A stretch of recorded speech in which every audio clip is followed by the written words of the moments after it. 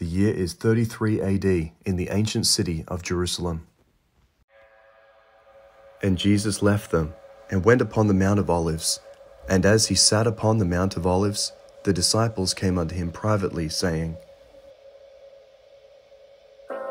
Tell us, when shall these things be, which thou hast said concerning the destruction of the temple and the Jews? And Jesus answered and said unto them, Take heed that no man deceive you.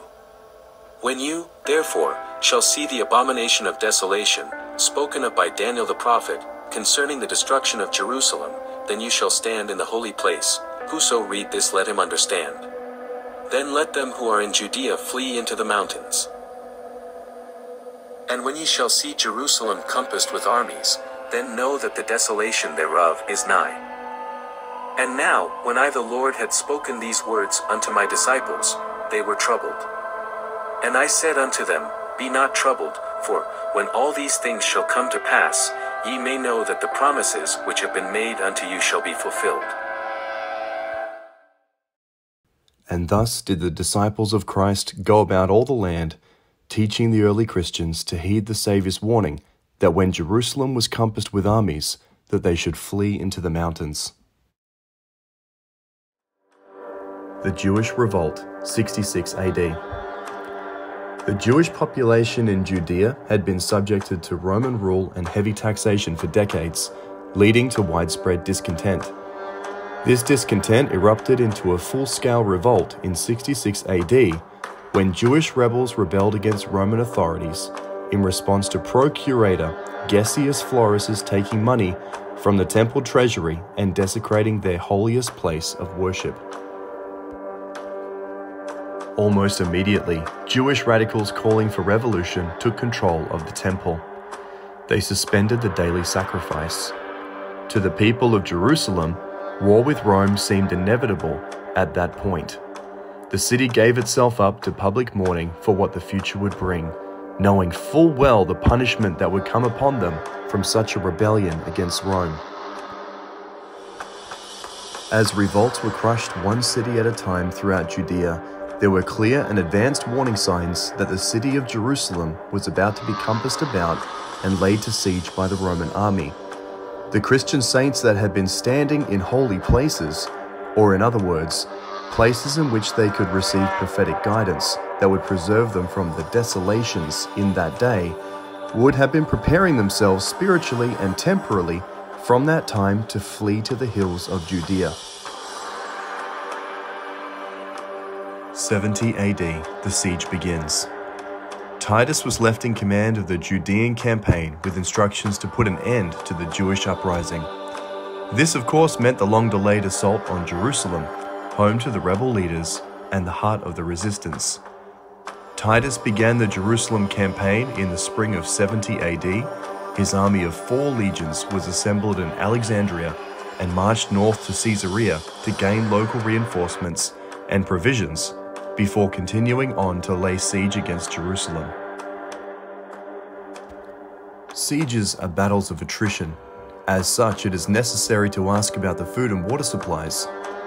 Fresh water, at least, was not of immediate concern owing to the presence of numerous cisterns around the city, as well as several massive pools which trapped rainwater. Food, on the other hand, was in short supply. During the infighting that preceded the siege, many of the grain stores had been raided or destroyed by opposing Jewish parties. In addition, the already huge population of Jerusalem had swelled to dangerous levels in recent weeks with the arrival of pilgrims celebrating Passover.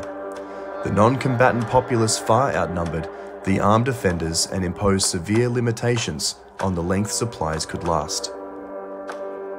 Once the Romans closed in on Jerusalem, the countdown began. They were shocked to find that the Jews were busy slaughtering each other. In Vespasian's own words, "Better that we sit comfortably and watch from afar as our enemies kill each other themselves and fight one another like madmen." False prophets, those practicing priestcraft, led many away from prophetic counsel, causing men and women to take up arms against the Romans and each other. They began to lift up their voices, curse God, and die. The Roman army had undergone a long march to reach Jerusalem. Titus recognized that his men were exhausted and ordered that they construct preliminary camps out of range of the city. For one last brief moment in time, Jewish citizens had been able to slip out at night to collect supplies from the countryside.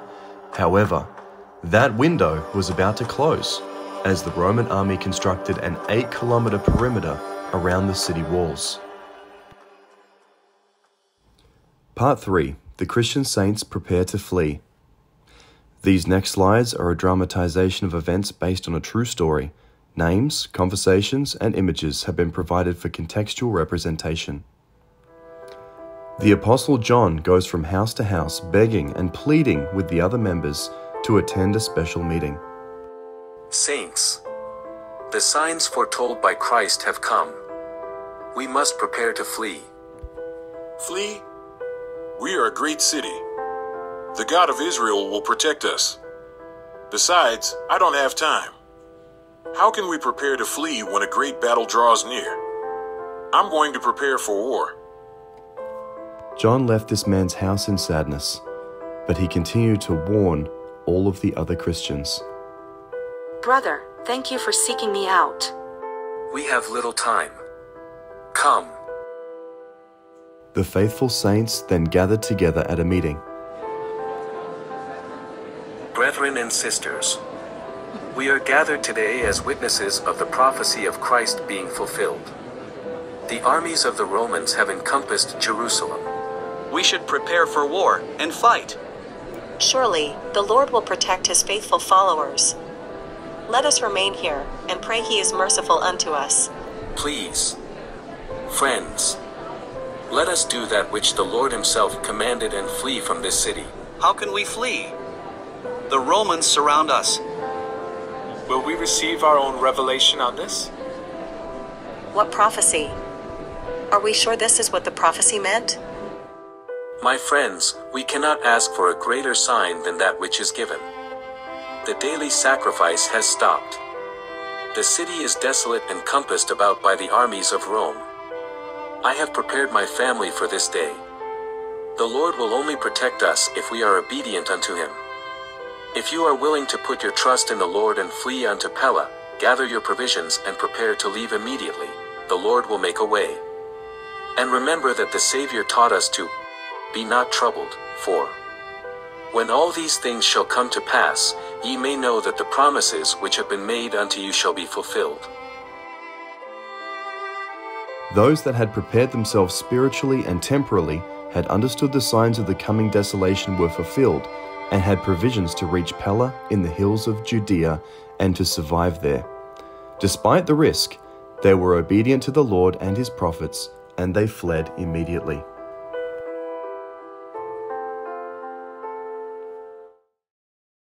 Part 4. The Siege of Jerusalem commences. The Roman forces were well equipped and experienced, having been engaged in the Jewish revolt for several years.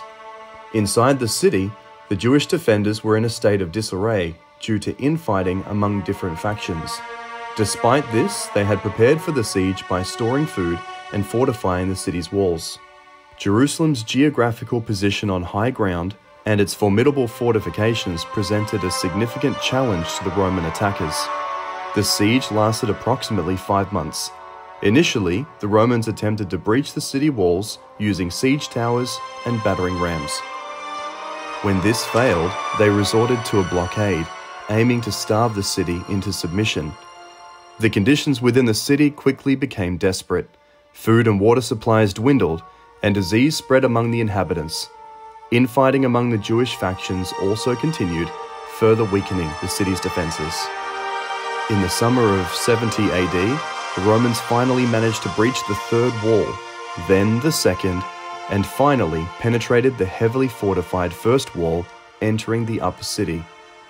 One of the most significant and heart-wrenching events during the fall of Jerusalem was the destruction of the Second Temple. According to historical accounts, the Roman soldiers set the temple on fire, disregarding Titus's orders to spare it. The temple, a magnificent structure considered the heart of Jewish religious life, was reduced to ashes. This event occurred on the 9th day of the Hebrew month of Av, a date that is still observed by Jews today as Tisha B'Av, a day of mourning and fasting. The fall of Jerusalem was also accompanied by a significant loss of life. Josephus provides an account of the carnage, stating that the Romans killed many of the city's inhabitants. The exact numbers are disputed and likely exaggerated in Josephus's account, but it is clear that the scale of the massacre was substantial. Those who were not killed were taken as slaves, with many sent to the mines of Egypt or sold into the slave markets. The city of Jerusalem was thoroughly sacked by the Romans. Buildings, homes, and walls were torn down, leaving the city in ruins. The level of devastation was such that Josephus claimed that those who visited the city after its destruction could scarcely believe it had ever been inhabited. The Romans also carried off the treasures of the temple as spoils of war, including the menorah, which was famously depicted on the Arch of Titus in Rome.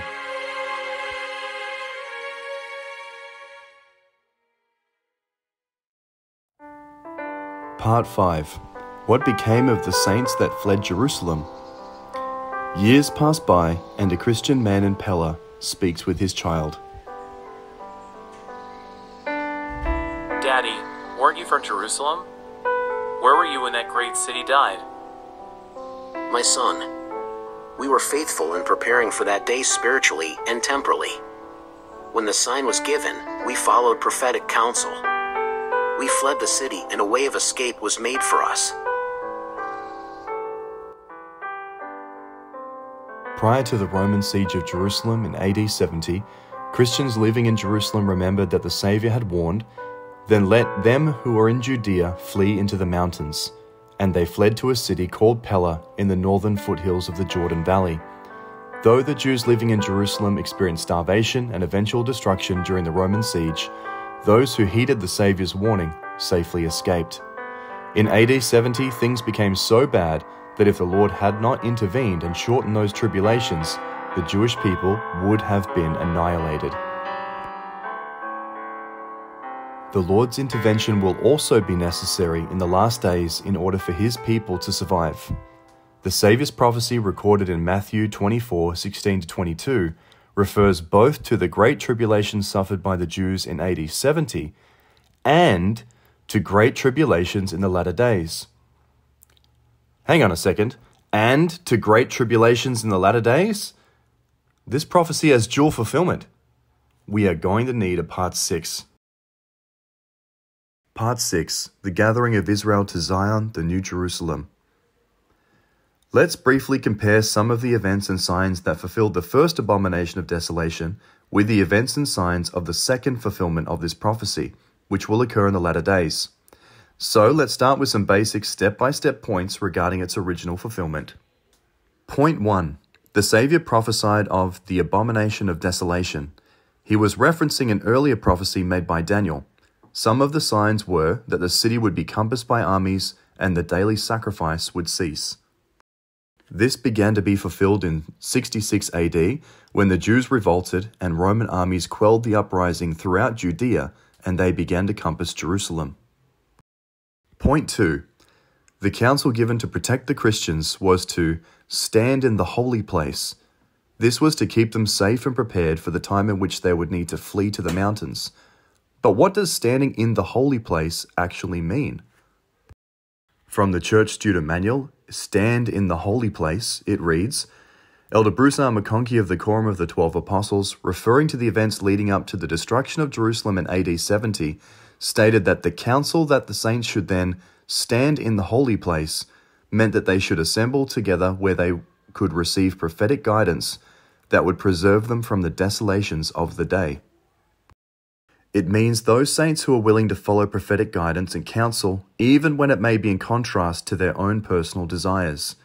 It also meant temporal and spiritual preparation, so think Parable of the 10 Virgins, so they would be ready for what happens next. Point 3. Flee to the mountains.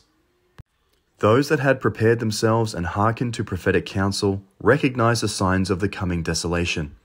They fled the city to a place called Pella in the northern foothills of the Jordan Valley. In some historic accounts, it is noted that all those that followed this course survived. Point 4. Destruction of the Temple and the Jews. In 70 AD, the window to escape had closed, and Titus's army began to scourge the city, and the inhabitants were almost entirely annihilated. This is the point that no Christian wanted to reach. They didn't want to be around for point number 4. The goal was to be prepared for point number 3 and to make it out to their promised place of safety. Latter-day fulfillment. Now we will compare this with points of reference from the second fulfillment of this prophecy in the latter days. Doctrine and Covenants, section 45. And in that day shall be heard of wars and rumours of wars, and the whole earth shall be in commotion, and men's hearts shall fail them. And they shall say that Christ delayeth his coming until the end of the earth. And in that generation shall the times of the Gentiles be fulfilled.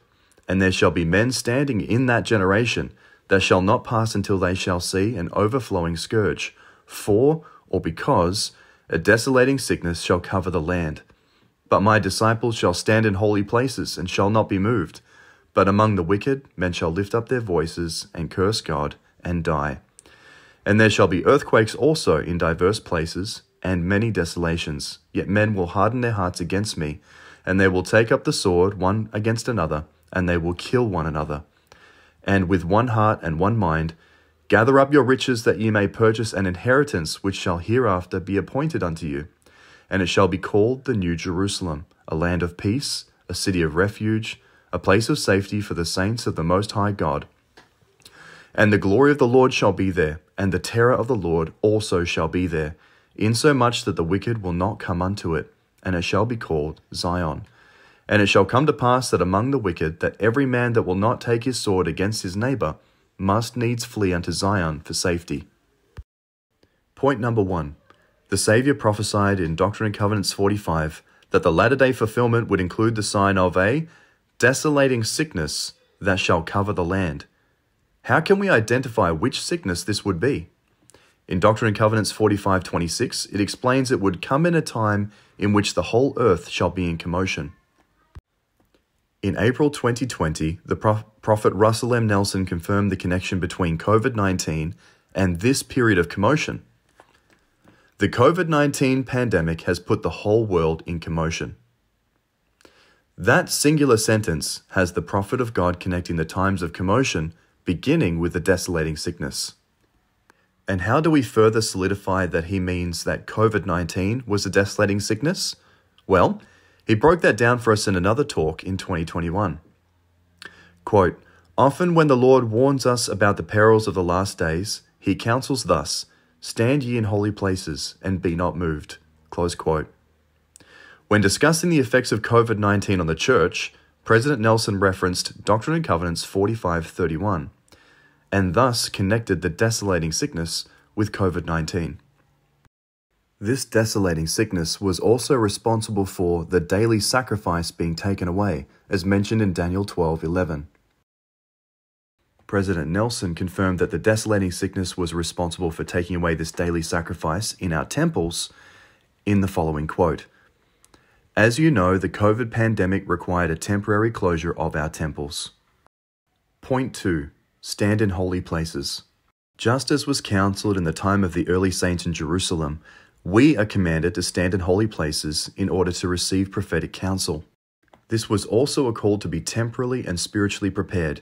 President Nelson taught the following, quote, how can we endure such trials? The Lord has told us that if ye are prepared, ye shall not fear. Of course, we can store our own food reserves, water and savings, but equally crucial is our need to fill our personal spiritual storehouses with faith, truth, and testimony. He also stated, quote, often when the Lord warns us about the perils of the last days, he counsels thus, stand ye in holy places, and be not moved. These holy places certainly include the Lord's temples and meeting houses, but as our ability to gather in these places has been restricted in varying degrees, we have learned that one of the holiest of places on earth is the home. Yes, even your home. Point 3. Flee unto Zion. In the exact manner that the early saints fled to Pella, so too would the call to flee unto a place of safety in our day. Those that will prepare themselves temporally and spiritually and have hearkened to prophetic counsel are recognizing the signs of the fulfillment of this prophecy. They are preparing to flee to the designated place of gathering in Jackson County, Missouri. The prophet Joseph Smith taught, Zion is to be prepared, even a new Jerusalem, for the elect that are to be gathered out from the four quarters of the earth, and to be established an holy city, for the tabernacle of the Lord shall be with them. Point 4. They will kill one another. Just as destruction fell upon Jerusalem in 70 AD with bitter infighting, famine, cannibalism, and war with the Romans, so too would desolation and destruction come upon those who have not fled to Zion in the latter days. Joseph Smith taught, For without Zion and a place of deliverance, we must fall, because the time is near when the sun will be darkened and the moon turned to blood, and the stars fall from heaven, and the earth reel to and fro. Then, if this is the case, and if we are not sanctified and gathered to the places God has appointed, with all of our former professions and our great love for the Bible, we must fall. We cannot stand. We cannot be saved. For God will gather out his saints from the Gentiles, and then comes desolation and destruction, and none can escape except the pure in heart who are gathered. Once again, brothers and sisters, I plead with you all to understand that this is the point that no Latter-day Saint wants to reach. They don't want to be around for point number 4. Point number 4 is not the goal. The goal is to be prepared for point number 3 and make it out to our promised land, our promised place of safety and refuge. I also want to point out that there was a 4-year period from 66 AD to 70 AD between the first signs of the coming desolation and destruction beginning and ending. This 4-year window may also apply to the latter-day fulfillment from 2020 to 2024. Although we may not know the exact date that this period of preparation will end, or when we will need to flee unto Zion, we do know that the signs are being fulfilled and the time is not far distant. When the time for decision arrives, the time for preparation is past. There was a set time for Noah and his family on the ark before the world was flooded. There was a set time for Lehi to escape Jerusalem before it was destroyed. There was a set time for the saints to flee Jerusalem before the Roman destruction. There is a set time for the gathering in unto the New Jerusalem before desolation and destruction. And how many parables do we need in order to learn this principle? There was a set time for the 10 virgins to obtain oil before the doors were closed. There is a set time for summer to be over and the fig tree to have borne fruit. There is a set time to attend the royal wedding feast, adorned with a wedding garment. There is a set time to prepare for the nobleman to call his servants to build the tower. And there is a set time in the allegory of the olive trees, and the good fruit was gathered, and the bad was to be burned with fire. Time is running out. Brothers and sisters, the signs of desolation are here. Now is the time to get on the ark before the Lord closes the door and the rains fall. Now is the time to be prepared spiritually and temporally to make our escape to the latter-day Pella. Now is the time to stand in holy places and hearken unto the counsel of the living prophets as they prepare us to be led to Zion, the New Jerusalem. We love you, brothers and sisters, and if you would like to link arms with us and prepare for these events together, see the links always provided below. We are Zion or Bust.